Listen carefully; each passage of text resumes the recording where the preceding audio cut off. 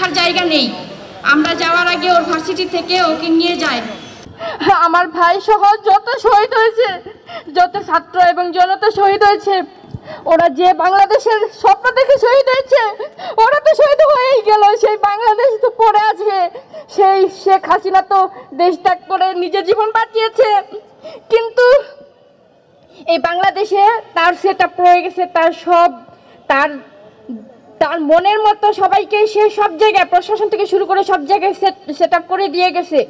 এই বাংলাদেশের অনেক সংস্কার প্রয়োজন, অনেক পুনর্গঠন প্রয়োজন। আমি আমার ভাইয়ের ডেথ সার্টিফিকেটটাও সঠিক পাইনি। দেশ স্বাধীন হওয়ার পরও 6 তারিখে যখন ওর ভার্সিটি থেকে জানাজা শেষে আমরা নিয়ে আসছি সোহরাওয়ার্দীতে, ওর ভার্সিটির টিচাররা সহ আমরা নিয়ে আসছি ডেথ সার্টিফিকেট জন্য। সোহরাওয়ার্দী থেকে বলেছে যে উপরে নির্দেশনা আছে, আমরা কোনো গুলিবিদ্ধ হওয়ার সার্টিফিকেট দিতে পারবো না। এটা আমাদের আগের যে রেজিস্টার ছিল সেটা ডিবিএ এসে নিয়ে গেছে।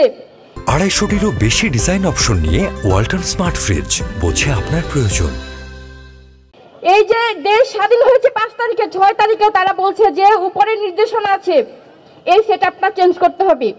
তার পরবর্তীতে আবার আমি হাবিব হসপিটাল থেকেও আমার ডেথ সার্টিফিকেট সংগ্রহ করার চেষ্টা করছি, ডকুমেন্ট সংগ্রহ করার চেষ্টা করছি, যে ওখানে ওকে নেওয়া হয়েছে। সেই রেজিস্টারটা পর্যন্ত আমাকে দেখতে দেওয়া হয়নি। এই যে সেটআপটা, এই স্বৈর শাসকের যে সেটআপ, এটা চেঞ্জ করতে হবে। আমাদের বাংলাদেশকে আবার পুনর্গঠন করতে হবে।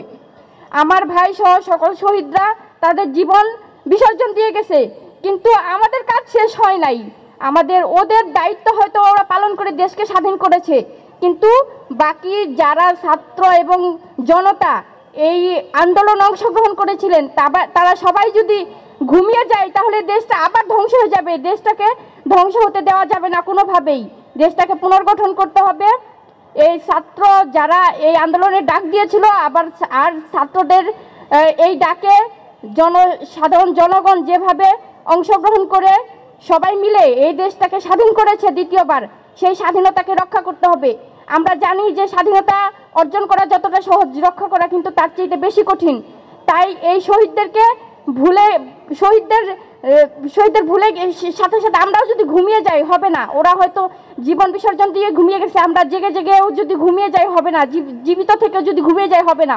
আমাদের জেগে থাকতে হবে এবং খুব সজাগ এবং সতর্ক থাকতে হবে। আমাদের এই দেশকে পুনর্গঠন করতে হবে। আমি বিশ্বাস করি যে ছাত্র জনতার সমন্বয়ে, যেহেতু এই স্বৈরশাসকের হাত থেকে আমাদের দেশকে আবার দ্বিতীয়বার স্বাধীন করা সম্ভব হয়েছে, ঠিক সেইভাবেই এই ছাত্র এবং নাগরিকদের সমন্বয়ে ঐক্যবদ্ধভাবে সবাই মিলে আবার আমরা এই দেশটাকে পুনর্গঠন করতে পারবো। আমি আপনাদেরকে সেই দায়িত্ব দিতে চাই, এবং শুধু ছাত্ররা দায়িত্ব নিলে হবে না, আমাদের সব নাগরিককেই দায়িত্ব পালন করতে হবে। আমরা আর কোনো অন্যায়ের সাথে আপোষ করব না। এই 16-17 বছর আমরা যেভাবে অন্যায়কে সহ্য করেছি, ভয়ে ভীত থেকেছি, আর তাতে স্বৈরশাসকরা সাহস অর্জন করে করে আমাদেরকে শোষণ করেছে ব্রিটিশদের মতো করে। সেই সুযোগ যেন আর কোনো রাষ্ট্রের ক্ষমতাসীন দল আর সেই সুযোগ না পায়, কেউ যেন আর কোনোদিন স্বৈরশাসক হওয়ার সুযোগ না পায়, সেই সাহসও করতে না পারে। দেশে যেন আর কোনোদিন কোনো স্বৈরশাসক না আসে, সেজন্য সবাইকে সজাগ এবং সতর্ক থাকতে হবে এবং কি কাজ করতে হবে, সবাই মিলে আমরা কাজ করব দেশের জন্য। আমি এই যে জাতীয় নাগরিক কমিটি, একটা কমিটির একটা নেতৃত্বের অধীনেই, যেমন ছাত্ররা সমন্বয়কদের অধীনে আন্দোলন করে দেশকে স্বাধীন করতে সক্ষম হয়েছে, ঠিক তেমনই একটা নেতৃত্বের অধীনে থেকেই আমাদেরকে সব কাজে অংশগ্রহণ করতে হয়।